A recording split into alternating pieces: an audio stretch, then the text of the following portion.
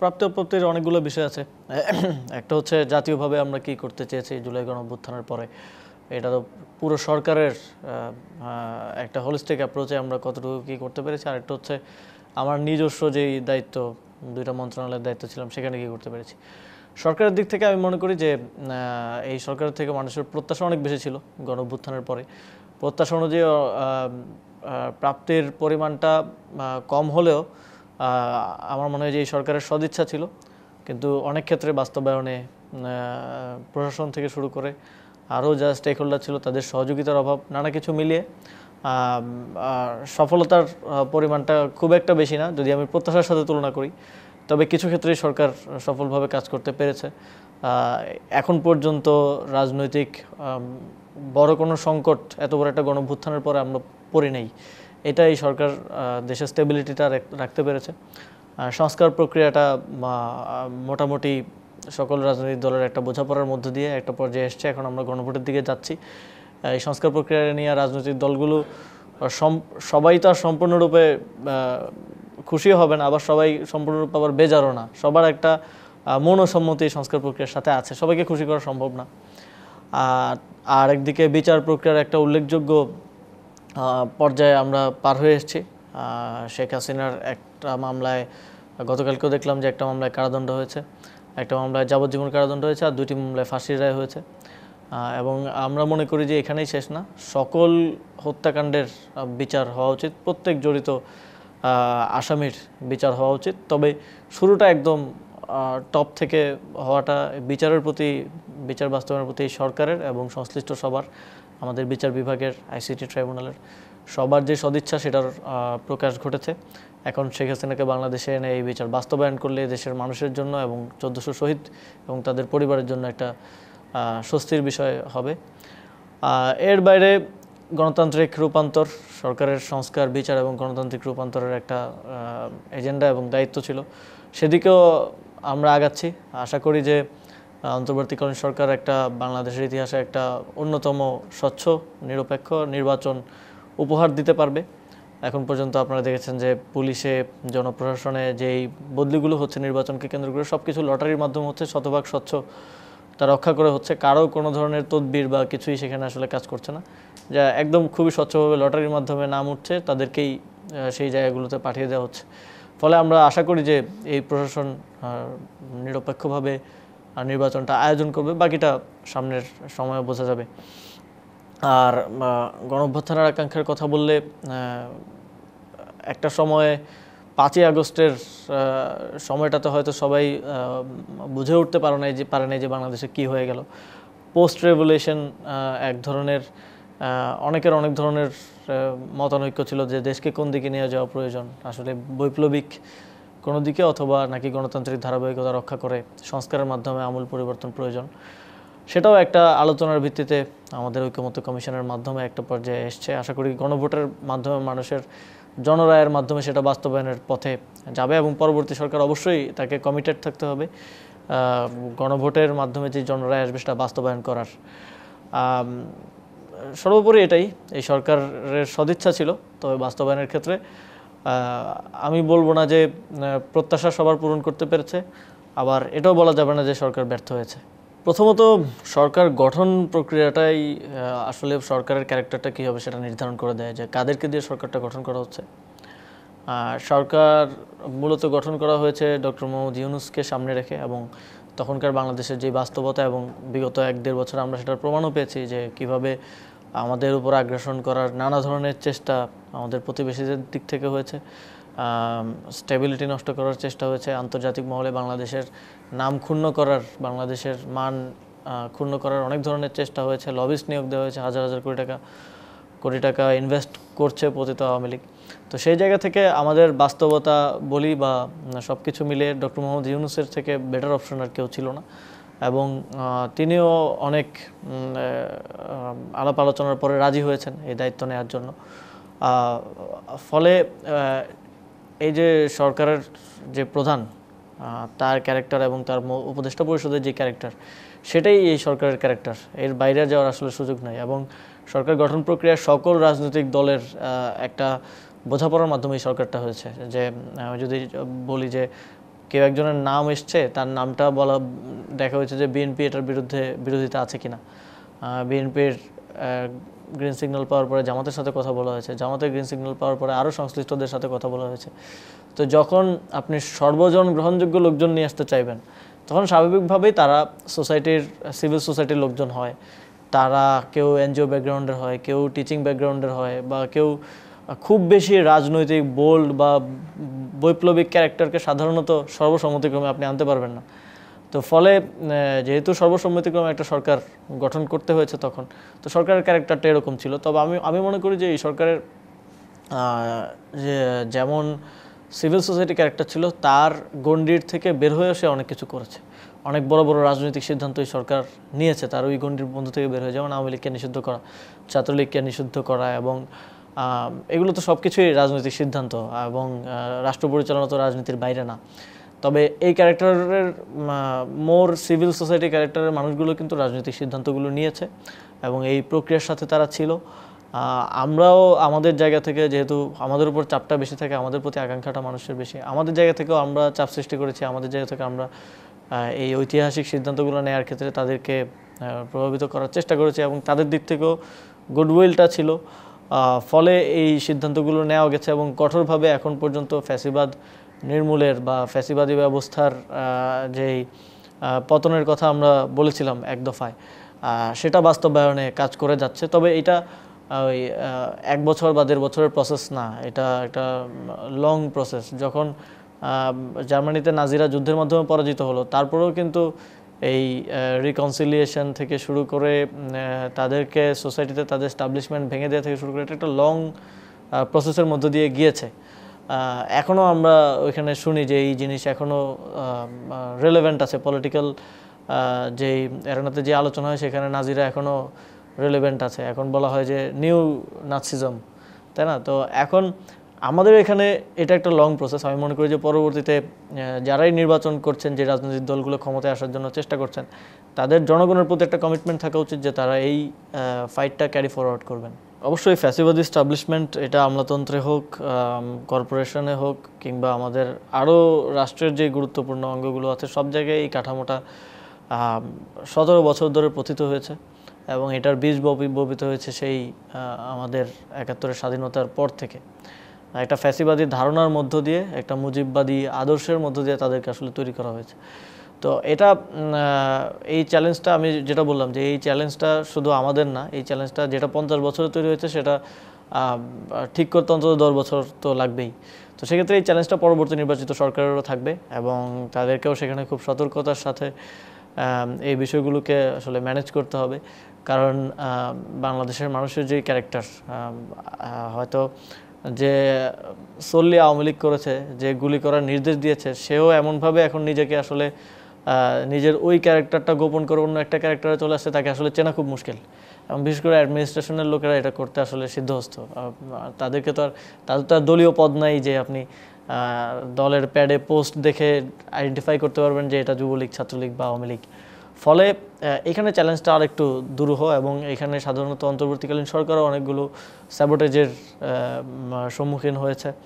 এখনও নানা সময় আমরা কাজ করতে গেলে হয়তো অনেকের সেই চরিত্র বের হয়ে আসতে চায়, বা তাদের কাজের মধ্য দিয়ে আসলে বোঝা যায় যে সে আসলে কী বাস্তবায়ন করতে চাচ্ছে বা কী করতে চাচ্ছে।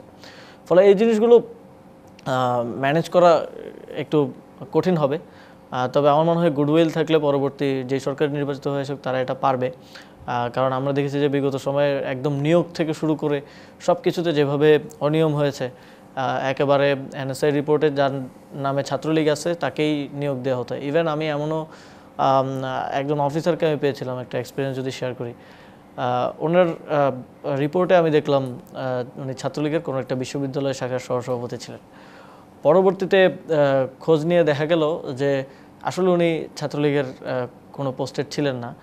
ওই পূর্ববর্তী সরকারের আমলে পোস্টিং পাইতে হলে বা কোনো ভালো জায়গায় থাকতে হলে এটা রিপোর্টে আনা প্রয়োজন হয়। সেজন্য উনি এনএসআইতে ওনার পরিচিত লোকজনকে হয় ঘুষ খাইয়ে অথবা তাদের সাথে কথা বলার মাধ্যমে তার রিপোর্টে ছাত্রলীগের নামটা লেখাইছেন, যাতে করে সে পোস্টিং পেতে পারে অ্যাটলিস্ট। না হলে আপনারা জানেন যে ভালো পোস্টিং সব যারা আগে ছাত্রলীগ করতো বা পরিবার আওয়ামী লীগ সংশ্লিষ্ট তারাই পেত।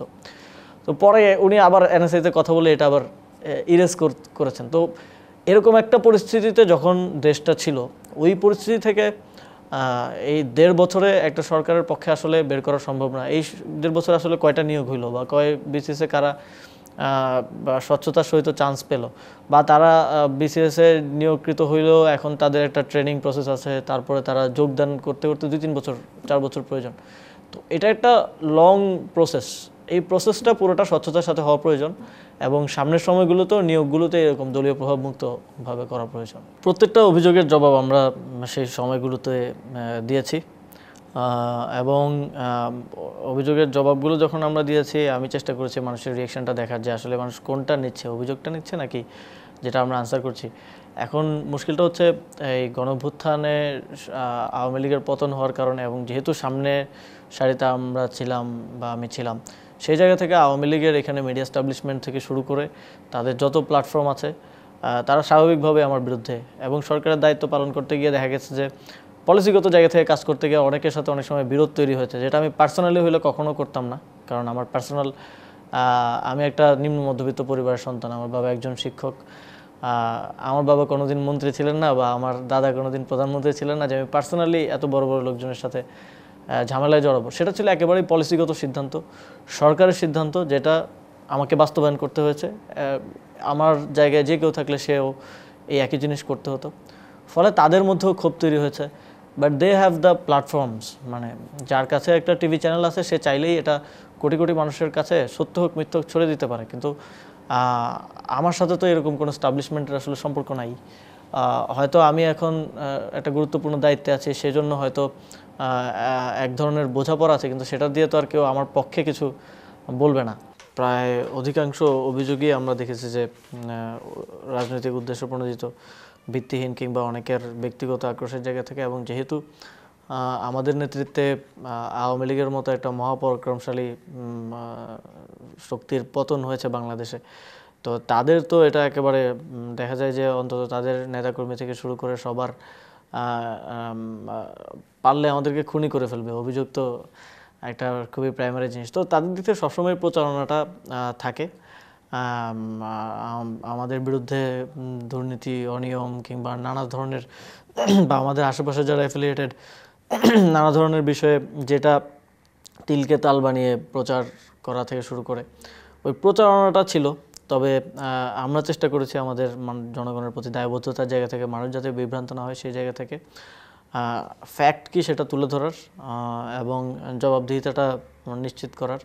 এবং আমি মনে করি যে অ্যাকাউন্টেবিলিটি খুবই ইম্পর্ট্যান্ট। বাংলাদেশে যে নতুন রাজনীতির কথা আমরা বলি, যে জুলাই গণঅভ্যুত্থানের পরের রাজনীতির কথা বলি, মানুষের মধ্যে সচেতনতা বৃদ্ধি পেয়েছে, মিডল ক্লাস এখন বেশি পলিটিক্স নিয়ে ইন্টারেস্টেড, মানুষ আবার রাজনীতি নিয়ে আগ্রহী হয়ে উঠছে, যেটা ফ্যাসিবাদের সময় ছিল না।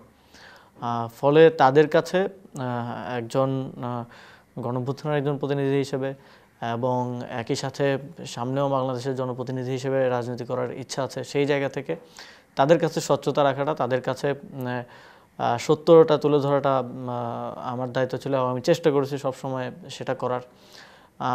খুবই বেসলেস কিছু অভিযোগ আমরা বিভিন্ন সময়ে করার চেষ্টা করেছি। যেমন একটা পত্রিকায় রিপোর্ট হয়েছিল যে 51 লাখ টাকা স্টেডিয়াম আমরা করছি 14 কোটি টাকায়।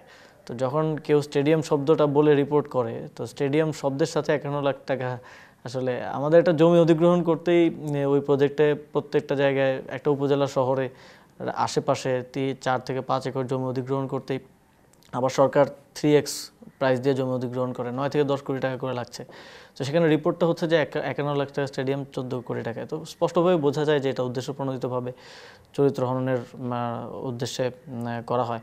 আবার অনেক সময় দেখা যায় যে নিউজে কোনো সাবস্টেন্স নাই বা কিছু নাই সেরকম, কিন্তু শিরোনামটা এমনভাবে করা হয়, কারণ বাংলাদেশের মানুষ বড় নিউজ পড়তে আসলে আগ্রহী হয় না, শিরোনামটা দেখে। শিরোনামটা এমনভাবে করা হয় যে মনে হয় বিশাল কোনো অনিয়ম হয়ে গেছে, কিন্তু নিউজটা পুরোটা পড়লে আসলে কিছুই পাওয়া যায় না।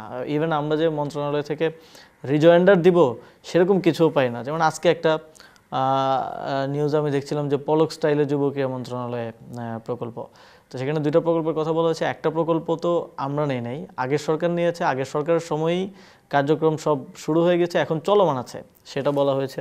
আরেকটা উল্লেখ করা হয়েছে আর্টিফিশিয়াল ইন্টেলিজেন্সে আমরা একটা ট্রেনিং উদ্যোগ নিয়েছি।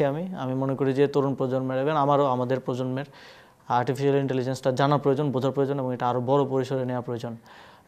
এটা 46 কোটি টাকার একটা ছোট পাইলট প্রকল্প হিসেবে আমরা নিয়েছি, পরবর্তীতে আরও বড় পরিসরে এটা নেওয়া প্রয়োজন। তো এটাকে নিউজের ভিতরে আমি পড়ে দেখলাম যে খুবই প্রশংসা করা হলো, যে একজন বিশেষজ্ঞ মন্তব্য করছেন, তিনি বলছেন যে এই ধরনের প্রকল্প করা প্রয়োজন। এখন ভিতরে পজিটিভ, কিন্তু শিরোনামটা দেওয়া হলো যে পলক স্টাইলে, আমি বোঝা হলো যে এটা নেগেটিভ কিছু করা হয়েছে। এখন শিরোনামটা সাপোজ প্রথম আলো নিউজটা করছে, তাহলে শিরোনামটা দেখবে অন্তত 1 লাখ 2 লাখ মানুষ, কিন্তু নিউজটা পড়ে দেখবে হচ্ছে 4-5 হাজার মানুষ। তো প্রচারণাটা কিন্তু তাদের কাছে গেল নেগেটিভলি। কিন্তু আর্টিফিশিয়াল ইন্টেলিজেন্স ট্রেনিংটা এবং সচেতনতাটা যে আমাদের জন্য কতটা জরুরি, এটা তো আমরা এখন দেখতেই পাচ্ছি যে সোশ্যাল মিডিয়ায় কীভাবে, বিশেষ করে ইলেকশনকে কেন্দ্র করে যেভাবে এআই ব্যবহার করে প্রোপাগান্ডা কিংবা গুজব ছড়ানো হচ্ছে, এই সচেতনতা যদি আমাদের তরুণ প্রজন্ম থেকে শুরু করে সবার মধ্যে না থাকে, তাহলে এই গুজবকে কেন্দ্র করে ইলেকশনের সময় অনেক ধরনের ভায়োলেন্স হওয়ার সম্ভাবনা থাকে। এবং আমরা দেখেছি বিভিন্ন সময়ে যে সাম্প্রদায়িক নানা ধরনের সম্প্রীতি বিনষ্ট হয়, সেটাও গুজবকে কেন্দ্র করে হয়। তো সেই প্রয়োজনীয়তার জায়গা থেকে এই প্রজেক্টটা নেয়, কিন্তু এটা ফ্রেমিংটা করা হলো অন্যভাবে। ফলে আমাদের যেহেতু শত্রুরা অনেক শক্তিশালী, আওয়ামী লীগের এস্টাবলিশমেন্ট থেকে শুরু করে এখানে যারা বিগত সময়ে বাংলাদেশকে একটা আগ্রাসনের মধ্যে রেখেছে, তারাও আমাদের শত্রু, তারা আমাদেরকে শত্রু হিসেবে গণ্য করে। কিন্তু আমরা খুবই নিম্ন মধ্যবিত্ত পরিবার থেকে উঠে আসা এবং আমাদের পেছনে কোনো বড় রাজনৈতিক শক্তির আসলে সাপোর্ট নাই। ফলে দেখা যায় আমাদের বিরুদ্ধে এই প্রচারণাটা হচ্ছে, এবং যেহেতু রাজনীতিতে আসবো থাকবো, এই প্রচারণাটা ভবিষ্যতেও হবে। এটা অস্বাভাবিক কিছু হিসেবে আমি নিচ্ছি না, এবং আমার জায়গা থেকে আমি জবাব দিয়ে যাব। এটা বাংলাদেশের মানুষের কাছে থাকবে যে বাংলাদেশের মানুষ এটাকে কীভাবে তারা নিবে। তারা অবশ্যই সত্যটা, কেউ যদি সত্য বলে সেটা মানুষ সেভাবে নেবে, আর আমাদের কথা যদি সত্য হয় সেটাও মানুষ সেভাবে নেবে। এ বিষয়ে এখনও চূড়ান্ত কোনো সিদ্ধান্ত হয়নি। আমি ঢাকায় আসলে 2টা এলাকার সাথে বেশি কানেক্ট ফিল করি। একটা হচ্ছে তেজগাঁও এলাকা, মূলত আমি যখন আমার হাই স্কুল ছিল নাখালপাড়া হোসেন আলী হাই স্কুল তেজগাঁওয়ে, তারপর আমার কলেজ ছিল আদমজি ক্যান্টনমেন্ট কলেজ। প্রায় 6 থেকে 7 বছর আমি নাখালপাড়াতেই বড় হয়েছি। সেখানকার অলিগলি থেকে শুরু করে সবগুলো জায়গা আমার চেনা। সেখানে ক্রিকেট খেলতাম আমরা, ফুটবল খেলতাম, এই যে জিয়া উদ্যানে এসে ফুটবল খেলতাম আমরা। তো সেই জায়গাটার সাথে একটা কানেকশান আছে স্বাভাবিকভাবেই, সেখানে বেড়ে ওঠা যেহেতু। আবার যখন ঢাকা বিশ্ববিদ্যালয়ে ভর্তি হওয়ার পরে এদিকে চলে আসা হয়, তো থাকা, টিউশন, তারপরে আড্ডা দেওয়ার সার্কেলগুলো ধানমন্ডির দিকে, নিউ মার্কেটের দিকে, এই এলাকাটার সাথে আরেকটা যোগাযোগ গড়ে ওঠে। তো ফলে এবং এই এলাকাটা আমি খুব ভালোভাবে মোটামুটি চিনি, মানুষগুলোকে জানি। এছাড়াও আন্দোলনের সময় সায়েন্স ল্যাবে আমাদের একটা আন্দোলনের গুরুত্বপূর্ণ পয়েন্ট ছিল, এবং শাহবাগ থেকে আমি প্রায় সায়েন্স ল্যাবে গিয়ে দেখতাম যে কীরকম চলছে। ঢাকা কলেজের নেতৃত্বে সেখানে আন্দোলনটা হতো, ইডেন কলেজের আপুরা সেখানে আসতেন। তো এই জায়গাটার সাথে একটা আলাদা কানেকশান আছে। তো ফলে প্রাথমিকভাবে এই 2 জায়গার যে কোনো এক জায়গা থেকেই চিন্তা করছি। চূড়ান্তভাবে ঘোষণাটা কিছুদিন পরে আসবে। তবে সেক্ষেত্রে আমি এখন পর্যন্ত এককভাবেই ভাবছি। তবে অবশ্যই যদি কোনো দলের সাথে, যেহেতু এখনও কার সাথে রাজনীতিতে জড়িত হব বা কোন মতাদর্শের রাজনীতিতে জড়িত হব সিদ্ধান্ত নেইনি, যদি কোনো দলের সাথে সে ধরনের বোঝাপড়া, মতাদর্শিক বোঝাপড়া, প্রথমত প্রাইমারি তাদের কর্মপন্থা, তাদের ইতিহাস, বা সেখানে আমি একজন তরুণ হিসেবে আমি কাজ করতে পছন্দ করি। আমি মনে করি যে ইম্প্যাক্ট রাখতে না পারলে আসলে রাজনীতি করার আসলে কোনো মানে হয় না। সেই জায়গা থেকে কাজ করার সুযোগ যেখানে পাবো, স্পেস যেখানে পাওয়া যাবে, বা এই তরুণ প্রজন্মের জুলাই গণঅভ্যুত্থানের যে স্পিরিট, সেটাকে যারা ধারণ করতে পারবে, এরকম যে কোনো রাজনৈতিক দলে জড়িত হতে পারে। অবশ্যই সেটা জুলাই গণঅভ্যুত্থানের যারা অংশীজন আছেন তাদের মধ্য থেকেই হবে। তবে সেটা যদি হয় সেক্ষেত্রে হয়তো কোনো দল থেকে করতে পারি। তবে এখন পর্যন্ত আমি এককভাবেই চিন্তা করছি এবং এককভাবেই গোছানোর চেষ্টা করছি। যেহেতু এখনও কোনো রাজনৈতিক দলের সাথে জড়িত হওয়ার বিষয়ে আমি করিনি, আমি কোনো রাজনৈতিক দলের থেকে একটা সিট সমঝোতা করে ইলেকশন করার পক্ষপাতী না। রাজনীতিটা যদি নির্বাচনের আগে কোনো রাজনৈতিক দলের সাথে জড়িত হওয়ার প্রক্রিয়া না আগায় সেক্ষেত্রে এককভাবেই নির্বাচনটা করব। সমঝোতা করে কারো থেকে একটা সিট নিয়ে ইলেকশন করার থেকে একা নিজের সক্ষমতা দিয়ে চেষ্টা করাটাই বেটার। এবং আমি বিশ্বাস করি যে বিশেষ করে তরুণরা, জুলাই গণঅভ্যুত্থানে ধানমন্ডি এবং এই এলাকাটা ছিল একটা অন্যতম এলাকা। এখানে আমাদের অনেক শহীদ আছেন, শহীদ পরিবার আছেন। ওনারাও আমাকে অনেকবার বলছেন যে সর্বাত্মক সহযোগিতা করবেন এবং তরুণদের মধ্যে থেকে একটা আকাঙ্ক্ষার জায়গা আছে। আমি আশা করি তাদের সহযোগিতায় তাদেরকে সাথে নিয়ে আমরা কাজ করলে সফলতা আসবে। তবে যদি এর মধ্যে কোনো রাজনৈতিক দলে জড়িত হওয়ার সিদ্ধান্ত হয় তাহলে সরাসরি সেই দল থেকেই নির্বাচন করব। কিন্তু কোনো দলে জড়িত না হয়ে তার সাথে সমঝোতার ভিত্তিতে ইলেকশন করা আমার মনে হয় না এটা খুব, বা আমি নিজে এই বিষয়টাতে কনভিন্স না। সো সমঝোতার ভিত্তিতে নির্বাচনে যাওয়ার কথা যেহেতু চিন্তা করছি না, সেই জায়গা থেকে এককভাবে নির্বাচন করার পরিকল্পনা করছি। আমার কাছে আমি যেটা বললাম যে ইম্প্যাক্ট তৈরি করতে পারাটা গুরুত্বপূর্ণ। আমি যে কদিন সরকারে দায়িত্ব পালন করেছি আমি চেষ্টা করেছি যে আমাদের যুব ক্রীড়া মন্ত্রণালয় এবং স্থানীয় সরকার মন্ত্রণালয় বিভিন্ন উদ্যোগের মাধ্যমে সোসাইটিতে যাতে পজিটিভ ইম্প্যাক্ট আমরা তৈরি করতে পারি। এই যে আজকেও আমরা যেই সব উপজেলাগুলোতে 50% কম সাক্ষরতার হার, সেখানে উপজেলা লাইব্রেরি, পাবলিক লাইব্রেরি উদ্বোধন করলাম। তো ইম্প্যাক্ট তৈরি করতে না পারলে আসলে এই জীবনের কোনো মূল্য নেই। জুলাই গণঅভ্যুত্থানে আমরা ইতিহাসের এমন একটা পর্যায়ে বাংলাদেশের মানুষ আমাদেরকে নেতৃত্বে ঠেলে দিয়েছে, ফলে আমরা একটা ইম্প্যাক্ট তৈরি করতে পেরেছি। এবং এটাই আমার মনে হয় যে আমার জীবনের সবচেয়ে বড় পাওয়া হিসাবে থাকবে, বাংলাদেশের মানুষকে ফ্যাসিবাদ থেকে মুক্ত করার একটা ছোট অবদান আমি রাখতে পেরেছি। তবে সামনের দিনগুলোতে এই প্রক্রিয়াটা, যেটা আমি বললাম একটা দীর্ঘমেয়াদী প্রক্রিয়া, এটার জন্য অবশ্যই আমি মনে করি রাজনীতির সাথে জড়িত থাকা প্রয়োজন। এবং বাংলাদেশের মানুষেরও একটা আকাঙ্ক্ষা আছে যে জুলাই গণঅভ্যুত্থানের নেতৃত্বে যারা ছিলেন বা যাদের মধ্যে এই গণঅভ্যুত্থানের স্পিরিটটা আছে তারা রাজনীতির সাথে জড়িত থাকবে। আমার কাছে পদ পদবি কিংবা এই যে নানা ধরনের কথাবার্তা হয়, পদ পদবি, ক্ষমতা কিংবা এমপি হওয়া না হয়, এর থেকে বেশি গুরুত্বপূর্ণ আমার কাছে মনে হয় যে এই ইম্প্যাক্ট তৈরি করতে পারা, কাজ করার সুযোগ, আদর্শিক বোঝাপড়া অবশ্যই। আর একটা হচ্ছে একটা দল কতটুকু জুলাই গণঅভ্যুত্থানকে ধারণ করবে, বাংলাদেশের মানুষের যে আগ্রাসন বিরোধী যেই স্পিরিট সেটাকে কতটুকু ধারণ করবে, বা অতীত ইতিহাসে তারা কতটুকু ধারণ করেছে।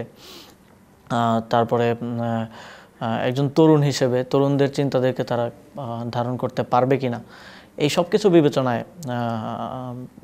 যে কোনো রাজনৈতিক দলে আমি যেতে পারি।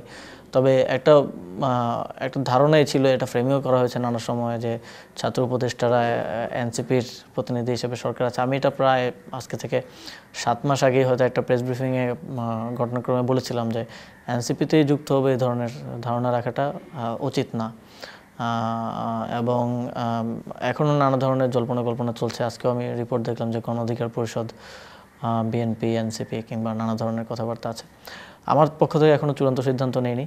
তবে এই যে কয়টা বিষয় আমি উল্লেখ করলাম, এই বিষয়গুলোতে যদি বোঝাপড়া হয় যাদের সাথে, কারণ রাজনীতিটা তো আমি আর প্রতিদিন তো দল পরিবর্তন করা যায় না, এবং আমাদের সামনে একটা বড় রাজনৈতিক ক্যারিয়ার অপেক্ষা করছে, অন্তত 30-40 বছরের।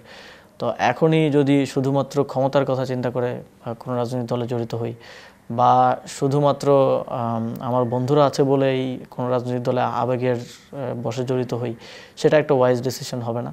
আমার মনে হয় দীর্ঘমেয়াদী রাজনীতিটা কি সেটা দেখে রাজনৈতিক দলটা করা উচিত, এবং আদর্শগতভাবে কারা আমার কাছে, এবং ঐতিহাসিকভাবে কারা এই যে ফ্যাসিবাদ প্রশ্ন, আগ্রাসনবাদ প্রশ্ন, বাংলাদেশের মানুষের জন্য, জনগণের জন্য যে প্রশ্নগুলো গুরুত্বপূর্ণ, সেখানে ঐতিহাসিকভাবে কারা ইতিহাসের রাইট সাইডে ছিল, এবং ভবিষ্যতে কাজ করার সুযোগটা কোথায় পাওয়া যাবে। আমাদের স্পিরিট, জুলাই গণঅভ্যুত্থানের স্পিরিট, তরুণদের যেই নতুন রাজনীতি নির্মাণের, রাজনীতিতে একটা ইতিবাচক পরিবর্তন নিয়ে আসার যেই চিন্তাভাবনা, সেই কাজ করার সুযোগটা কোথায় পাওয়া যাবে, এই সব কিছু বিবেচনায় চূড়ান্ত সিদ্ধান্ত নিব। না, আমরা চেষ্টা করেছি যে সর্বোচ্চ নিরপেক্ষতা যেন প্রশাসনে এবং ফিল্ড প্রশাসনে থাকে, সেটা নিশ্চিত করার জন্য আমাদের জায়গা থেকে, কারণ জনপ্রশাসন কিংবা পুলিশের সিদ্ধান্ত তো আর আমরা নিই না, ফলে আমাদের জায়গা থেকে আমরা চেষ্টা করেছি যারা নীতি নির্ধারক আছেন তাদেরকে বলার এবং এখন পর্যন্ত আমি মনে করছি যে এখন পর্যন্ত ঠিক আছে, তবে আলটিমেটলি ইলেকশনটা কেমন হবে, সেটা কেমন হয়েছে সেটা বোঝা যাবে ইলেকশনের দিন বা পরের দিন। একটা পর্যালোচনা আমরা করতে পারবো যে মাঠে আসলে কী অবস্থা, তার উপরে ডিপেন্ড করে। যেহেতু আমাদের কোনো রাজনৈতিক দল নেই, যেমন অ্যাডমিনিস্ট্রেশনে 3 ধরনের লোক পাওয়া যায় এখন সাধারণত, একটা আওয়ামীপন্থী, আবার জামাতপন্থী লোক আছে, বিএনপিপন্থী লোক আছে, আমাদের পন্থী তো কোনো লোক নেই। ফলে আমরা চাইছি নিরপেক্ষ এবং সৎ অফিসারদেরকে গুরুত্বপূর্ণ জায়গায় দায়িত্ব দেওয়ার। তবে ফিল্ড অ্যাডমিনিস্ট্রেশন যারা ইলেকশনটা করবে সেটা তো জনপ্রশাসন মন্ত্রণালয় এবং স্বরাষ্ট্র মন্ত্রণালয় দেখে। এখন পর্যন্ত যতদূর জানে যে লটারিতে জেলা পুলিশে, তারপরে জেলা ম্যাজিস্ট্রেট, এই পরিবর্তনগুলো হয়েছে। তারপরেও দেখা যায় যে আমাদের অ্যাডমিনিস্ট্রেশনের সবসময় একটা বায়াসনেস হয়তো কাজ করে, বা আমাদের অ্যাডমিনিস্ট্রেশনের স্ট্রাকচারটাই এমনভাবে গড়ে উঠছে যে কোনো না কোনো পন্থী না হলে আসলে পোস্টিং পাওয়া যায় না, সেজন্য অনেকেই অনেক পন্থী হওয়ার জন্য চেষ্টা করে। ফলে এখনই বলা মুশকিল যে আসলে ইলেকশনটা কেমন হবে। তবে আশা করি যে এই সরকারের কমিটমেন্ট ঠিক থাকলে এবং ফিল্ড প্রশাসন যদি আশানুরূপভাবে কাজ করে, তাহলে একটা স্বচ্ছ নিরপেক্ষ নির্বাচন বাংলাদেশ দেখতে যাচ্ছে। বাংলাদেশে তো 91-এর নির্বাচন, 2001-এর নির্বাচন, বোধহয় এই 2-3টা নির্বাচন ছাড়া খুব বেশি বিতর্কহীন নির্বাচন আসলে খুব কমই আছে। তো ফলে এবার যদি ওরকম একটা স্বচ্ছ নির্বাচন করা যায়, তাহলে বাংলাদেশের মানুষের জনরায়ের প্রতিফলনটা ঘটবে বলে আমি বিশ্বাস করি। না জিতলে আমার রাজনীতি তো শুধু একটা এমপি হওয়া না হওয়ার উপরে ডিপেন্ড করে না। আমি পলিটিক্যালি আমার ইম্প্যাক্ট রাখার চেষ্টা করব, পজিটিভ ইম্প্যাক্ট তৈরি করার চেষ্টা করব, এবং যদি সুষ্ঠু নির্বাচনের মাধ্যমে আমি হারি তাহলে আমার কোনো সমস্যা নেই। যদি আমার যে আসনে আমি নির্বাচন করি সে আসনের জনগণ অন্য কাউকে বেশি যোগ্য মনে করে, তাহলে অবশ্যই সেটার প্রতি আমার সম্মান থাকবে, আমার পক্ষ থেকে সব ধরনের সহযোগিতা থাকবে। তবে আমাকে যদি আমার আসনের জনগণ বিশ্বাস করে এবং আমাকে দায়িত্ব দিতে চায়, সেক্ষেত্রে আমি সর্বোচ্চ তাদের জন্য আমার সক্ষমতার মধ্যে যতটুকু থাকবে সর্বোচ্চটা দিয়ে চেষ্টা করব কাজ করার। আমার সর্বশেষ, আমি যেই রাজনীতির সাথে যখন জড়িত ছিলাম, সর্বশেষ আমার পোস্ট ছিল হয়তো গণতান্ত্রিক ছাত্রশক্তির ঢাকা বিশ্ববিদ্যালয় শাখার আহ্বায়ক। এর আগে ছাত্র অধিকার পরিষদের ঢাকা বিশ্ববিদ্যালয় শাখার সভাপতি। তারপর আমরা সেখান থেকে পদত্যাগ করে এসে গণতান্ত্রিক ছাত্রশক্তি গঠন করি এবং পরবর্তীতে গণঅভ্যুত্থানের গুরুত্বপূর্ণ নেতৃত্ব গণতান্ত্রিক ছাত্রশক্তি দেয়। সংগঠনটা এখন বিলুপ্ত অবস্থায় আছে। তারপরে আমার আর কোনো রাজনৈতিক পরিচয় নাই। এখন আমি যেই রাজনৈতিক দলেই জড়িত হই, এটা একটা ফ্রেশ স্টার্ট। এটা কোনো ভাঙন বা কোথাও, যেহেতু আমি কোথাও জড়িত নাই, ভাঙনের তার প্রশ্ন ওঠে না। অলরেডি জড়িত থাকলে হয়তো ভাঙনের কথাটা আসতো। আমি একটা ফ্রেশ স্টার্ট করতে চাই।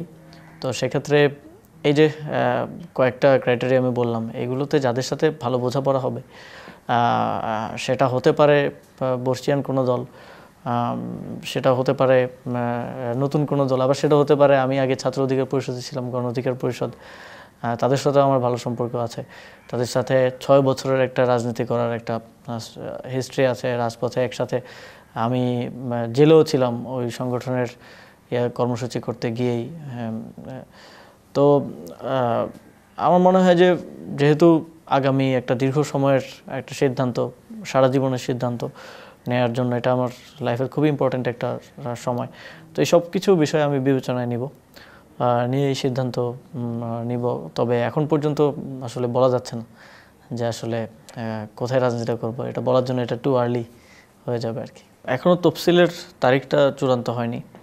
তফসিলের তারিখটা সরকারও আমাদের সিদ্ধান্ত, সরকার উচ্চ পর্যায়ের সাথেও যে আলোচনা, সেটা হচ্ছে তফসিলের তারিখটা পুরো চূড়ান্ত হলে আমাদের যারা আমরা নির্বাচন করব, যদিও অন্তর্বর্তীকালীন সরকারের কোনো উপদেষ্টা বা সরকারের কেউ নির্বাচনে অংশগ্রহণ করতে পারবে না এমন কোনো আইন বা বিধিনিষেধ নাই, উপদেষ্টা থেকেও নির্বাচনে অংশগ্রহণ করা যায়। কিন্তু আমি মনে করি যে কেউ অন্তর্বর্তীকালীন সরকারের সাথে সম্পৃক্ত যদি নির্বাচনে অংশগ্রহণ করে, অবশ্যই পদত্যাগ করে নির্বাচনে অংশগ্রহণ করা উচিত। জুলাই গণঅভ্যুত্থানের পরে আমাদের কনফ্লিক্ট অফ ইন্টারেস্টের মতো বিষয়গুলোকে খুবই সতর্কতার সাথে আসলে দেখা উচিত, না হলে আমরা কী পরিবর্তনটা আনছি। তো এক্সাম্পলটা নিজেই সেট করা, সেই জায়গা থেকে অবশ্যই তফসিল ঘোষণার তারিখটা চূড়ান্ত হলে আমাদেরটা বলা মুশকিল, আমার নিজেরটা অন্তত আমি বলতে পারি, তাহলে পদত্যাগের তারিখটা আমি চূড়ান্তভাবে ঘোষণা করে দিব। এবং অবশ্যই নির্বাচনে অংশগ্রহণ করলে মাঠে প্রস্তুতির বিষয় আছে এবং ইতিমধ্যেই প্রার্থীরা প্রায় 2 মাস 3 মাস ধরে কাজ করছেন, সেখান থেকে একটু পিছিয়ে পড়ারও বিষয় আছে।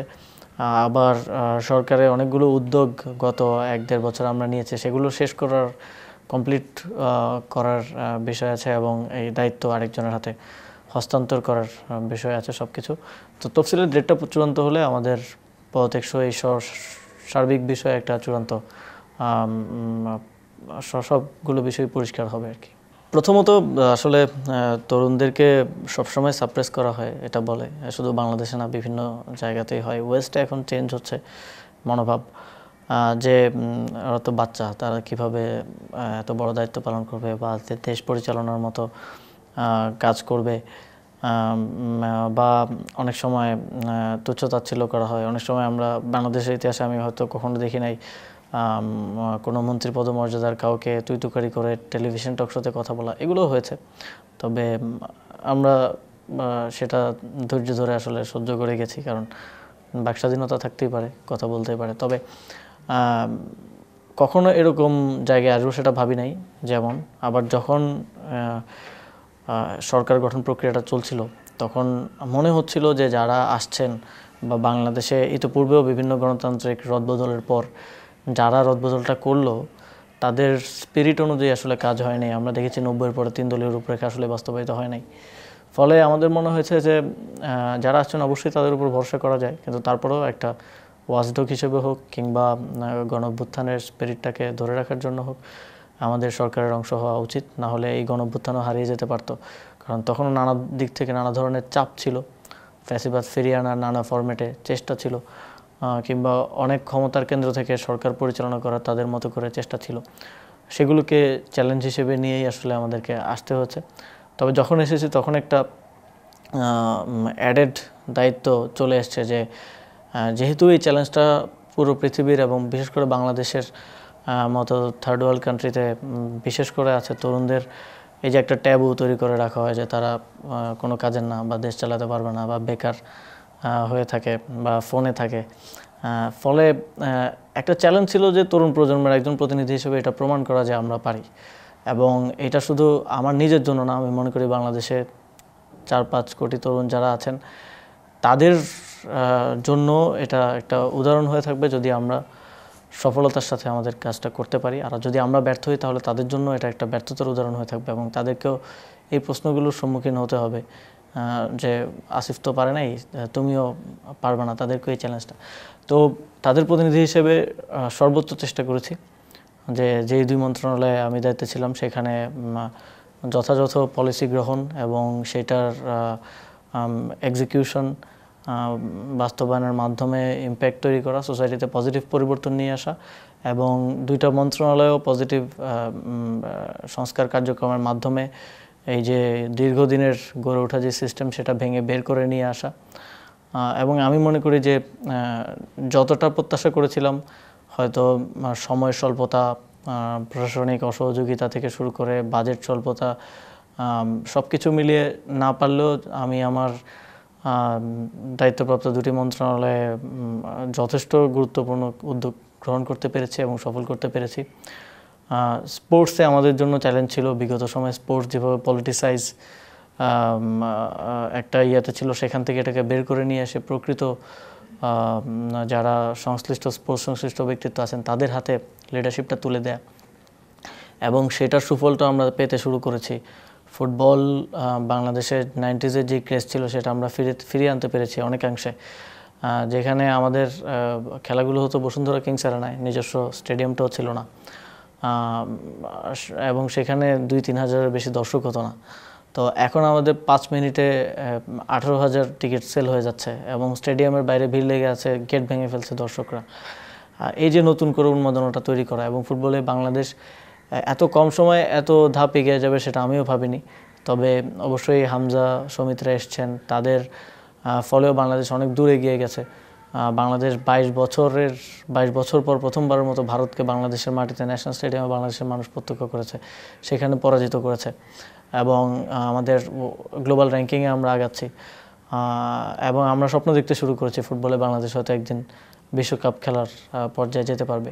ক্রিকেটে আমরা চেষ্টা করেছি আগে যেটা যেমনটা হতো যে সরকারি দলের এমপি মন্ত্রীরা আসলে ক্রিকেট বোর্ডের প্রেসিডেন্ট হতেন এবং একটা পলিটিক্যাল অফিসের মতো ক্রিকেট বোর্ডটা পরিচালিত হতো। এবার আমরা চেষ্টা করেছি এক্সপার্টদেরকে সেখানে সুযোগ করে দেওয়ার, আমাদের দেশের যারা বেস্ট অ্যাভেলেবেল পার্সন আছে তাদেরকে নিয়ে আসার একটা চেষ্টা করেছি। অবশ্যই নির্বাচনের মাধ্যমে বাকিরা এসছেন এবং পলিসিগতভাবে ক্রিকেটের বিকেন্দ্রীকরণ থেকে শুরু করে, ক্রিকেট অনেক বেশি ঢাকা কেন্দ্রিক ছিল আমরা পেয়েছি এসে, সেটাকে আমরা এখন মিনি বিসিবি করে একদম গ্রামে গঞ্জে অলিতে গলিতে ছড়িয়ে দেওয়ার চেষ্টা করছি। তো বিকেন্দ্রীকরণ, পজিটিভ সংস্কার, স্পোর্টস অ্যারেনা, স্পোর্টসের লোকজনকে নিয়ে আসা এবং খুবই রিসেন্টলি হয়তো দেখেছেন যে আমরা জাতীয় দলের খেলোয়াড় যে কোনো ডিসিপ্লিনের, আমাদের 55টা ফেডারেশন আছে, জাতীয় দলের খেলোয়াড়দেরকে নির্বাচনী প্রচারণায় অংশগ্রহণে নিরুৎসাহিত করা এবং সতর্ক করা হয়েছে। কারণ আমরা দেখেছি যে এটার নেগেটিভ ইম্প্যাক্টটা কী হয়েছে। আজকে একজন জাতীয় দলের জাতীয় দলের প্লেয়ার যদি গিয়ে বিএনপির পক্ষে কিংবা জামাতের পক্ষে কিংবা এনসিপির পক্ষে প্রচারণা করে, পরবর্তীতে তার দল না জিতলে তাহলে তার ক্যারিয়ারটা ক্ষতির সম্মুখীন হতে পারে। আমরা কোনো একজন ভালো প্লেয়ারকে হয়তো সিলেকশনই করা হলো না, এই জিনিসগুলো ঘটতে পারে। তো আমরা মনে করি যে জাতীয় দলের প্লেয়াররা এই সকল রাজনৈতিক বা দলাদলি পক্ষ এগুলোর ঊর্ধ্বে, তারা বাংলাদেশের জনগণকে রিপ্রেজেন্ট করে এবং তাদের কোনো নির্দিষ্ট দল, গোষ্ঠী বা মতকে রিপ্রেজেন্ট না করে দেশের জনগণকে রিপ্রেজেন্ট করা উচিত এবং তাদের যে চুক্তি আছে সেখানেও সেভাবে প্রফেশনালিজম রক্ষা করার বিষয়টা আছে। তো সেটা আমরা নতুন করে সতর্কবার্তা দিয়েছি। তো এই ছোট ছোট পরিবর্তন কিংবা স্থানীয় সরকার বিভাগে আমরা এবার সংস্কার কমিশনের প্রস্তাবের প্রেক্ষিতে স্থানীয় সরকারের যেই নির্বাচন, সেই নির্বাচনে দলীয় মার্কা ব্যবহার যে প্রচলন ছিল সেটা সংস্কার করে এখন প্রত্যেকটা ব্যক্তি তার নিজস্ব মার্কায় নির্বাচন করবে। ফলে স্থানীয় সরকারের যেই দলীয় প্রভাব বা দলীয়করণটা হতো, যেই সরকার আসতো দেখা যেত স্থানীয় সরকার তার দলের লোকজন নিয়ে আসতো বেশি প্রশাসনের সহযোগিতা নিয়ে। তো ফলে এখন যেটা হবে, এখন কোনো দল আসলে তার দলের উপজেলা চেয়ারম্যান নির্বাচন হবে, সে আসলে নমিনেশন দিতে পারবে না। ফলে তার দল থেকেও যদি একাধিক যোগ্য লোক থাকে তারা দাঁড়াবে এবং তারা তাদের নিজস্ব মার্কা নিয়ে দাঁড়াবে, দলীয় মার্কা দাঁড়াবে না। ফলে প্রকৃত জনপ্রতিনিধি আসার একটা সুযোগ তৈরি হচ্ছে। এটা একটা অনেক বড় একটা সংস্কার এবং এর মধ্য দিয়ে একদম ওয়ার্ডের মেম্বার থেকে শুরু করে সিটি কর্পোরেশনের মেয়র পর্যন্ত প্রায় 40-50 হাজার জনপ্রতিনিধি, তারা যে কোনো ধরনের দলীয় বায়াসনেসের বাইরে প্রকৃত জনপ্রতিনিধি হিসেবে আসতে পারবেন এবং জনসেবাটা নিশ্চিত করতে পারবেন। এই সংস্কারটা আমরা করেছি এবং এর বাইরেও যে জাতীয় সংস্কার প্রস্তাবনা আছে যেগুলো মন্ত্রণালয়ের পর্যায়ে নিষ্পত্তিযোগ্য, যেগুলো ঐকমত্য কমিশনে যায়নি, সেগুলোর অনেকগুলো সংস্কারই ইতিমধ্যে আমাদের বাস্তবায়নের পথে আছে। অবশ্যই আমি মনে করি যে আমরা যেই লক্ষ্যে মানে সরকারের অংশ হওয়া, আমার মনে হয়েছে যে সেইটা বাস্তবায়ন করার জন্য আমার থাকা প্রয়োজন।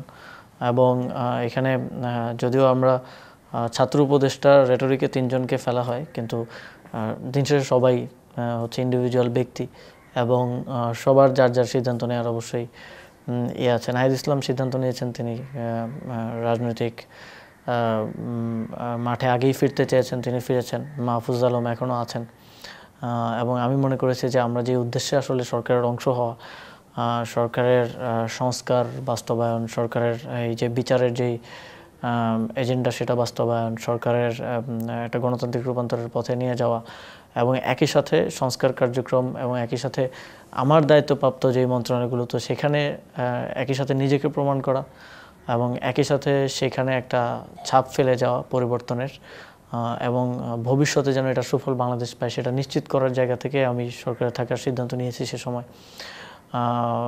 এবং এই যে দেশ গড়ার একটা সুযোগ, এই সুযোগটাকে সর্বোচ্চভাবে আমি কাজে লাগানোর চেষ্টা করেছি এবং আমি মনে করি যে দৃশ্যমান এবং মানুষের প্রশংসা কুড়িয়েছে এমন অনেকগুলো উদ্যোগ আমি সফলভাবে নিতে পেরেছি এবং সম্পন্ন করতে পেরেছি এই পরবর্তী সময়টা থাকার কারণে। নাহিদ ইসলাম দ্রুত সময়ে বের হয়ে যাওয়ার কারণে উনি অনেকগুলো কাজই আসলে করে যেতে পারেননি, অসমাপ্ত রয়ে গিয়েছে। এখন আমাদেরও হয়তো অনেক কাজ অসমাপ্ত রয়ে গিয়েছে, তবে যেহেতু রাজনৈতিক দলগুলো একটা কমিটমেন্ট দিয়েছে বাংলাদেশের জনগণকে, লিখিত কমিটমেন্ট দিয়েছে, গণভোটের মাধ্যমে সেটার একটা জনরায় আসবে। তো আমি মনে করি তাদের এই কমিটমেন্ট তারা বাস্তবায়ন করবেন এবং একই সাথে জনরায়ের প্রতি সম্মান প্রদর্শন করে সেগুলো তারা তাদের সময় বাস্তবায়ন করবেন। এবং সংস্কার তো এটা একটা নেভার এন্ডিং প্রসেস, এটা আজকে আমি করে দিয়ে গেলাম আর এটাই চলতে থাকলো। এই সংস্কার প্রতি বছর বছর চলতে থাকে এবং একটা মানে এই দ্রুতগামী পৃথিবীর সাথে, উন্নয়নশীল পৃথিবীর সাথে আমাদেরকে তাল মিলিয়ে চলার জন্য অবশ্যই সংস্কার নিয়মিত চলতে থাকা উচিত। আমরা 15 বছর আগে যুব ক্রীড়া মন্ত্রণালয় যে ধরনের প্রশিক্ষণ দিত, আজকে তো আর সে ধরনের প্রশিক্ষণ প্রাসঙ্গিক না। এখন আর্টিফিশিয়াল ইন্টেলিজেন্সের উপর প্রশিক্ষণ দিতে হয়, আগে হচ্ছে সেলাই মেশিন চালানোর প্রশিক্ষণ দেওয়া হতো। তো ফলে সামনেও এটা এরকম থাকবে না, এটা একটা চলমান প্রক্রিয়া। আমি মনে করি এই প্রক্রিয়া চলমান থাকবে এবং থাকা উচিত যুগের সাথে তাল মিলিয়ে। এবং আমি চেষ্টা করেছি আমাদের সময় যে উদ্যোগগুলো বাস্তবায়ন করা সম্ভব দ্রুত সময়ের মধ্যে সেটা বাস্তবায়ন করা, প্রশাসনকে সেভাবে অ্যাক্টিভেট করা, আমার মন্ত্রণালয়ের যারা কর্মকর্তা আছে তাদের থেকে কাজ আদায় করে নেওয়া। যেমন লাইব্রেরি, আমরা 44টা লাইব্রেরি সারা দেশে মাত্র 5 মাসে বাস্তবায়ন করেছি। 5 মাস আগে আমি ভিত্তিপ্রস্তর স্থাপন করেছি, আজকে উদ্বোধন করলাম, মাত্র 5 মাসে বাস্তবায়ন করা সম্ভব হয়েছে। প্রশাসনের গতিশীলতা এনে দ্রুত সময়ের মধ্যে বাস্তবায়ন করার চেষ্টা করেছি যেটা করা সম্ভব। যেগুলো সম্ভব না সেগুলো প্রসেসটা স্টার্ট করে দেওয়া যাওয়া, এটা ক্যারি ফরওয়ার্ড হলে ওভার দ্য টাইম এটা বাস্তবায়ন হবে। দেখুন, পরিবর্তন আনা তো সহজ কাজ না। প্রথমে আমার 2টা পলিসি ছিল স্পোর্টসের ক্ষেত্রে। একটা হচ্ছে ডিসেন্ট্রালাইজেশন, স্পোর্টসকে সবার কাছে সহজলভ্য করে তোলা, একটা বস্তি থেকে শুরু করে একটা অজপাড়া গায়ে নিয়ে যাওয়া। আরেকটা ছিল ডিপলিটিসাইজেশন, স্পোর্টসকে যেইভাবে রাজনৈতিক পরিসরে ঢুকিয়ে ফেলা হয়েছিল এবং স্পোর্টসের যে ক্ষতিটা হয়েছে বিগত সময়ে এটার কারণে, সেখান থেকে স্পোর্টসকে বের করে নিয়ে আসা এবং পলিটিক্যাল ব্যক্তিদেরকে না দিয়ে এই যে ক্রীড়াঙ্গনের যে নেতৃত্ব, সেটা যারা ক্রীড়া সংগঠক আছেন যারা প্রকৃত সাবেক খেলোয়াড়, সাবেক কোচ, যারা ক্রীড়া সংশ্লিষ্ট ব্যক্তি আছেন তাদের হাতে তুলে দেয়। ফলে এই কাজটা করা সহজ না, কারণ হচ্ছে ইতিমধ্যে এই স্পোর্টসকে কেন্দ্র করে যে রাজনীতি, ওই রাজনীতি দিয়ে আসলে যাদের সংসার চলে বা যাদের পরিচয় থাকে বা যারা এটা দিয়ে আসলে রিলেভেন্ট থাকেন পলিটিক্সে, তারা তো এটাকে সহজে আসলে হতে দিবেন না। ফলে বিভিন্ন সময় দেখা গেছে, যদিও বড় দলগুলো বলেছেন, বিএনপির মহাসচিব বলেছিলেন, এনসিপিও বলেছে, জামাতও বলেছে যে স্পোর্টসকে আমরা পলিটিসাইজ করব না, কিন্তু বাস্তবায়ন করতে গিয়ে আমার পক্ষ থেকে যখন আমি বাস্তবায়ন করতে গেছি তখন আমি দেখেছি যে বিভিন্ন ইন্টারেস্ট গ্রুপ বিভিন্ন পার্টি থেকে আসলে আসছেন, বা বিভিন্ন প্যানেল ঘোষণা হচ্ছে যে এটা বিএনপির প্যানেল, বা বিভিন্ন প্যানেল ঘোষণা হচ্ছে এটা অমুকের প্যানেল, তমুকের প্যানেল। আমরা চেষ্টা করেছি শতভাগ স্বচ্ছতা এবং নিরপেক্ষতা বজায় রেখে কনস্টিটিউশন অনুযায়ী ইলেকশন আয়োজন করার। বিসিবিতে আগে যেটা হতো, ডিসি ওই জেলার ক্ষমতাসীন দলের সভাপতিকে বিসিবির কাউন্সিলর করে পাঠাতেন। তো বিসিবির সভাপতি বা ডিরেক্টরদেরকে যারা নির্বাচিত করবেন তারা স্পোর্টসের সাথে সংশ্লিষ্ট কেউ ছিল না, তারা ছিল ক্ষমতাসীন রাজনৈতিক দলের সভাপতি, আওয়ামী লীগের সভাপতি। তো এখনও যদি এসে বিএনপির সভাপতি বা জামাতের জেলা আমির এসে যদি ক্রিকেট বোর্ডের প্রেসিডেন্ট বা ডিরেক্টর ইলেক্ট করেন, তাহলে অবশ্যই আমরা স্পোর্টসের লোক পাবো না, আমরা পাবো হচ্ছে তাদেরই পলিটিক্যাল যারা মিত্র আছেন তাদেরকে। এবং বিসিবির কনস্টিটিউশনে খুব স্পষ্টভাবে ছিল যে জেলা ক্রীড়া সংস্থার মধ্য থেকে ক্রিকেট সংশ্লিষ্ট একজনকে কাউন্সিলর করতে হবে। বিগত সময়ে এই কনস্টিটিউশনের এই অংশটা ভায়োলেশন হয়ে আসছিল, আমরা এটাকে আবার রিইনস্টেট করার জন্য উদ্যোগ নিয়েছি এবং আমরা এই কনস্টিটিউশন বাস্তবায়নের জন্য সহযোগিতা করেছি সরকারের পক্ষ থেকে। এবং এটা নিয়ে কোর্টেও অনেকে গেছেন যে আগে তো প্র্যাকটিসের এটা ছিল, এখন কেন এই কথা। কোর্টে জাজরাও একাধিক শুনানি হয়েছে, সেখানে ওনারা কনস্টিটিউশন থেকে কনস্টিটিউশনের পক্ষে রায় দিয়েছেন যে স্পষ্টভাবে কনস্টিটিউশনে বলা আছে যে স্পোর্টস সংশ্লিষ্ট ছাড়া কেউ হতে পারবে না। তো এই পরিবর্তনগুলো আনতে গেলে অবশ্যই যারা সেখানে শেকড় গেড়ে বসে আছেন বা যারা এই যে যাদের জীবনের সাথে এটা সম্পৃক্ত, যাদের রাজনীতিক ক্যারিয়ারের সাথে সম্পৃক্ত স্পোর্টস, যাদের রাজনৈতিক পেশাটাই হচ্ছে স্পোর্টসে এসে রাজনীতি করা, তাদের স্বার্থে আঘাত এনেছে এবং তারাই অভিযোগগুলো এনেছেন। তারা লিডারশিপে আসতে পারেন নাই তাদের মনোপুত কাউন্সিলর না আনতে পারার কারণে। ফলে তাদের দিক থেকে এক ধরনের অভিযোগ আছে আমরা দেখেছি। তবে এই বিষয়গুলো নিয়ে বিসিবি ইলেকশনে 2বার আদালতে যাওয়া হয়েছে। আদালত যে রায় দিয়েছে সেই অনুযায়ী কিন্তু ইলেকশন হয়েছে এবং এটা নিয়ে অনেক ধরনের নাটকীয়তা হয়েছে। প্রথমে অনেকে উইথড্র করলেন, পরে তারাই আবার প্রার্থিতা করার সুযোগ চাইলেন। তো এই ধরনের নানা ধরনের নাটকীয়তা হয়েছে, কিন্তু দিন শেষে আমি এটা চ্যালেঞ্জও করেছি যে আপনারা আসেন প্রয়োজনে ডিবেট করেন আমার সাথে যে কোথায় অনিয়মটা হচ্ছে। শুধু অনিয়ম আকারে বললে তো হবে না, এটা তো একটা সাবস্টেন্সিয়াল অভিযোগ দিতে হবে। আপনারা অভিযোগ দিয়েছেন কোর্টে, বিজ্ঞ আদালত সেটার বিষয়ে রায় দিয়েছে এবং রায় অনুযায়ী সব কিছু হয়েছে। এবং আমাদের পলিসিগতভাবে আমাদের জায়গা থেকে চেষ্টাটা ছিল যে স্পোর্টসটাকে স্পোর্টস সংশ্লিষ্ট লোকদের হাতেই রাখা, রাজনীতিবিদদের হাতে না তুলে দেওয়া। কালকে আমি রাজনীতি করতে যাব, আমার কাজ না বিসিবির প্রেসিডেন্ট হয়ে বিসিবি রান করা, আমি সেটা পারবো না। আমি হয়তো অনেক সময় রাজনৈতিক ব্যক্তিত্বরা সেখানে থাকতেন একটা অনারের জন্য, তার একটা সম্মান দরকার। আমরা দেখেছি সাবেক রাষ্ট্রপতির ছেলে ছিল, তাকে একটা রেসপেক্টের জায়গায় রাখা দরকার, বিসিবির প্রেসিডেন্টটা সম্মানিত পদ সেখানে রাখা। কিন্তু আলটিমেটলি তো আমার কাছে এক্সপার্ট আছে, তাহলে কেন আমি নিজে গিয়ে সেখানে বসতে হচ্ছে, একটা চেয়ার দখল করতে হচ্ছে? কারণ আমার থেকে তো কাজটা উনি ভালো জানেন, আমি থাকলে তো আমাকে ওকে দিয়ে কাজ করাতে হবে, আমি নিজে তো জানি না। ফলে ওই এক্সপার্টদেরকে সুযোগ করে দেওয়াটা ছিল মূল লক্ষ্য। এবং নিয়মতান্ত্রিকভাবেই বিসিবি বাফুফের নির্বাচন হয়েছে, কাউন্সিলররা নির্বাচিত করেছেন, যাদেরকে নির্বাচিত করেছেন তারা সেটা পরিচালনা করছেন এবং সেটা সুফল আমরা দেখতে পাচ্ছি, ফুটবলে আমরা দেখেছি। এবং ওভারনাইট তো আর পাওয়া যায় না, ক্রিকেটও আমরা আশা করি এই সুফলগুলো পাবো। এবং আমি আগে থেকেই বলে রাখি, যেহেতু আমার সময় তো অলিম্পিক পাচ্ছি না, তবে অলিম্পিকের জন্য আমরা ব্যাকএন্ডে অনেক কাজ করেছি। তো পরবর্তী অলিম্পিকে আমি বিশ্বাস করি যে কাবাডি, আর্চারি এরকম কয়েকটা খেলায় আমাদের অ্যাটলিস্ট ব্রোঞ্জ অথবা সিলভার পাওয়ার মতো সক্ষমতা আছে। বিশেষ করে কাবাডিতে আমি বিশ্বাস করি পরবর্তী অলিম্পিকে আমরা ম্যান অথবা উইমেন ক্যাটাগরিতে আমরা একটা মেডেল নিয়ে আসতে পারবো প্রথমবারের মতো। যদিও তখন যে দায়িত্বে থাকবেন তাদের সময়ে জিনিসটা হবে, বাট উদ্যোগটা এবং ওই ভিশনারি পলিসি এবং সেটা সেই অনুযায়ী কাজ করাটা সেটা আমরা করেছি। এবার নারী কাবাডি বিশ্বকাপে বাংলাদেশ দল ব্রোঞ্জ পেয়েছে এবং এই পারফরমেন্সটা দিতে পারলেই তো অলিম্পিকে নারী ক্যাটাগরিতে আমরা ব্রোঞ্জ পাবো। তো আমাদের যে দীর্ঘদিনের অলিম্পিকে একটা মেডেল শূন্যতার যে একটা আক্ষেপ, সবচেয়ে জনসংখ্যার দিক থেকে সবচেয়ে বেশি জনসংখ্যার দেশ হিসেবে আমাদের কোনো মেডেল নেই, সেটা আমরা ঘোচাতে পারবো আমি আশা করছি। তো স্পোর্টসে এই ভিশনগুলোই ছিল না, যে এই স্বপ্নটা দেখা যে ওই পর্যায়ে আমরা খেলতে পারবো, ফলে আমাদের ওই অর্জনটাও ছিল না। এবং স্পোর্টসে পৃথিবী যেভাবে এগিয়ে গেছে, বায়োমেকানিক্স, স্পোর্টস সায়েন্স এবং আধুনিক রিকভারি সেন্টার থেকে শুরু করে, সেখানে আমরা অনেক পশ্চাৎপদ, আমরা একদম আফ্রিকার বিভিন্ন দেশের মতো অবস্থায় আছি। তো সেই জায়গা থেকে আমরা অনেকগুলো উদ্যোগ নিয়েছি, আশা করি এর সুফলটা ভবিষ্যতে বাংলাদেশ পাবে। এক বছরের মধ্যে শুধু ফুটবলে হয়তো পরিবর্তনটা দেখা গেছে, তবে এই পলিসি অনুযায়ী যদি ক্যারি ফরওয়ার্ড করা হয়, যদি আবার আগের মতো এসে স্পোর্টস সেক্টরটাকে পলিটিক্যালি দখল করার চেষ্টা না করা হয়, তাহলে আশা করি যে ভবিষ্যতেও বাংলাদেশ অলিম্পিকে মেডেল পেতে পারে, বাংলাদেশ ফুটবলেও বিশ্বকাপ খেলার মতো পর্যায়ে যেতে পারে, বাংলাদেশ ক্রিকেটে যেই আন্তর্জাতিক কোনো ট্রফি আমাদের নেই, আমরা এত ভালো খেলছি, সেই আক্ষেপ ঘোচার সময় তৈরি হতে পারে। প্রথমত ফুটবলেরটা ওই একটা ভিডিওর কারণে মনে হয় অনেক বেশি মানুষ জেনেছে যে আমরা ফুটবলে বাংলাদেশ দল ভারতের সাথে জেতার পর 2 কোটি টাকা পুরস্কার ঘোষণা করা হয়েছে। কিন্তু এই প্র্যাকটিসটা আমি যখন যুব ক্রীড়া মন্ত্রণালয়ের দায়িত্ব নিই তখন থেকেই আসলে চলে আসছে। এবং যখন আমাদের নারী ফুটবল টিম সাফ জয়লাভ করে, তাদেরকে আমরা 1 কোটি টাকা পুরস্কার দিয়েছি। এবং এর বাইরে আর্চারি এশিয়া কাপ গেল, সেখানে যারা জয়ী হয়েছে তাদেরকেও আমরা 3 জন জয়ী হয়েছে, তাদেরকেও 10 লাখ টাকা আমরা ইনসেন্টিভ দিয়েছি। তারপরে আমরা কাবাডিতে ব্রোঞ্জ পেলাম, তাদেরকেও আমরা দেব।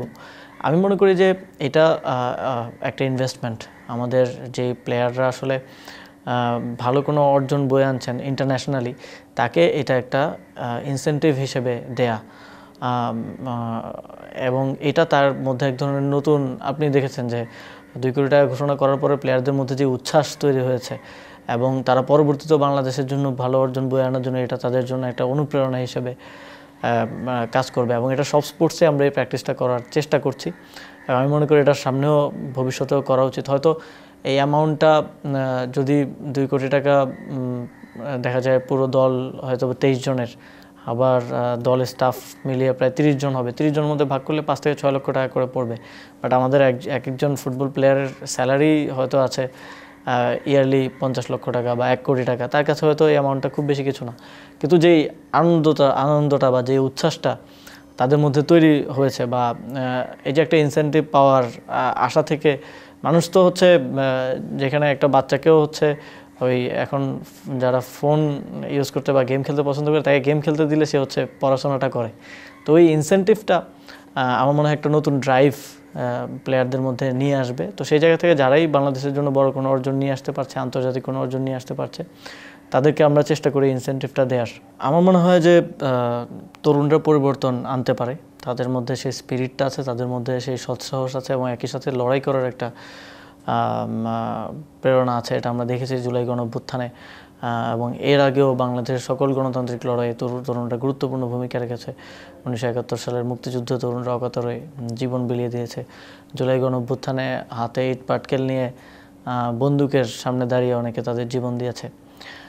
তবে এই পরিবর্তনটা আনতে হলে সেখানে নিজেকে অংশগ্রহণ করতে হবে এবং আমি মনে করি যে আমাদের সরকারে অংশগ্রহণ করার ক্ষেত্রেও এটাই একটা ড্রাইভ ছিল যে যারা আসছে তাদের উপরে ভরসা করে ছেড়ে দিব নাকি নিজেও সিস্টেমের অংশ হয়ে সিস্টেমকে পরিবর্তন করবো। তাই একটা প্রচলিত প্রভাব আছে যে if you want to change the system, be in the system. কারণ আমি দেখেছি কাজ করতে গিয়ে যে যখন এই একটা কাজ কীভাবে বাস্তবায়ন করতে হয় এই মেকানিজমটাই আমি জানবো না, তখন হয়তো বাইরে থেকে অনেক কথা বলা যায়। বাইরে থাকলে আমরা অনেক কিছু বলতাম বা অনেক কিছু মানুষকে স্বপ্ন দেখাতাম যে এটা করব এটা করব, কিন্তু আসলে করে দেখানোটা সেটা সম্পূর্ণ ডিফারেন্ট একটা প্রসেস। এখানে ব্যুরোক্রেসি আছে, এখানে ফান্ডের জটিলতা আছে, এখানে আমাদের একটা থার্ড ওয়ার্ল্ড কান্ট্রি হিসেবে অনেক ধরনের প্রায়োরিটিস আছে। তার মধ্য থেকেও পরিবর্তনটা কিভাবে করতে হয় সেটা করে দেখানোর একটা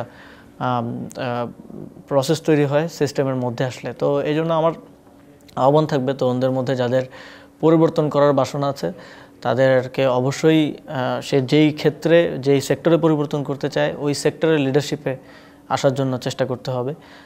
কেউ যদি কৃষি সেক্টরে পরিবর্তন করতে চায়, কেউ যদি পলিসির ক্ষেত্রে পরিবর্তন আনতে চায়, তাহলে তাকেই লিডারশিপটা নিতে হবে। কারণ ওই বলে পরিবর্তন করা যায় না, সেটা কাজ করে আসলে দেখাতে হয়।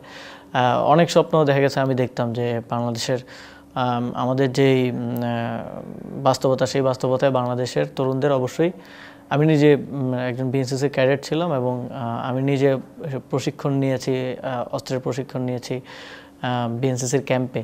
তো ফলে তখন আমার মনে হয়েছিল যে এই প্রশিক্ষণটা যদি আরও সবার থাকে, আমাদের যেই থ্রেট আমাদের জন্য আসে এবং পৃথিবীর বিভিন্ন দেশে আমরা দেখেছি যে বিভিন্ন উন্নত দেশেও এটা প্র্যাকটিস আছে যে বাধ্যতামূলক সামরিক প্রশিক্ষণ। তখন আমি স্বপ্ন দেখতাম যে এটা আমি এটা হয়তো কখনো সুযোগ পেলে আমি বাস্তবায়ন করবো বা বাংলাদেশে যারা পলিসি মেকার আছে তাদের এটা করা উচিত আরও বড় পরিসরে। তো যখন আমি নিজেই দায়িত্বে আসলাম তখন কিন্তু এটা করার সুযোগটা আমার কাছে তৈরি হলো।